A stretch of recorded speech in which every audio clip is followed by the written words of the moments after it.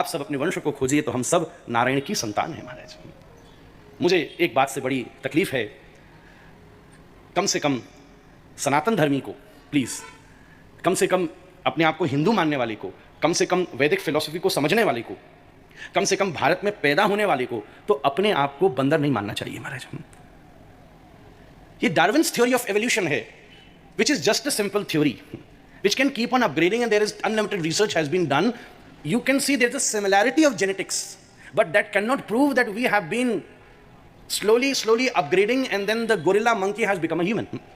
एक रिसर्च हुई, एक चूहे की 21 जनरेशन तक उसकी पूंछ काटी गई, पर उसके बाद भी चूहे की आज तक पूंछ आती है। इसका अर्थ ये नहीं है, अगर यही अर्थ होता तो फिर हम यहां तक आकर स्टिक कैसे हो गए? बिलियंस ऑफ ईयर लगे, पर ये एक पश्चिम का दर्शन कहता है कि हम धीरे धीरे एवोल्यूशन के प्रोसेस में मंकी से मानव बने। तो मुझे तो कई बार इसलिए लगता है वहां के लोग जो अपना जीवन जीते हैं वो मंकी से कम भी नहीं लगता महाराज। Sometime it feels like that they work like donkeys for 4 days and then enjoy like monkeys for 2 days। कम से कम भारतीय इंसान तो बंदरों से पैदा नहीं हुआ। आई एम डेफिनेटली श्योर हम बंदरों से पैदा नहीं हुए, हम नारायण से पैदा हुए महाराज। नारायण की नाभि से कमल उत्पन्न हुआ है। भारतीय दर्शन मानव की सृष्टि स्वतंत्र मानता है।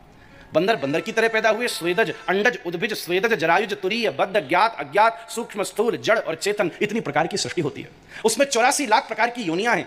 आपको जानकर आनंद आएगा, वैदिक दर्शन में 4 लाख प्रकार के मानव होते हैं। 4 लाख प्रकार के मानव हैं, उनमें बहुत सारे मानव आपस में मिक्स स्पीसीज होकर, अब इस समय जो आपके सामने विजुअल हैं वो अलग अलग प्रकार के हैं। सीधी सीधी बात है।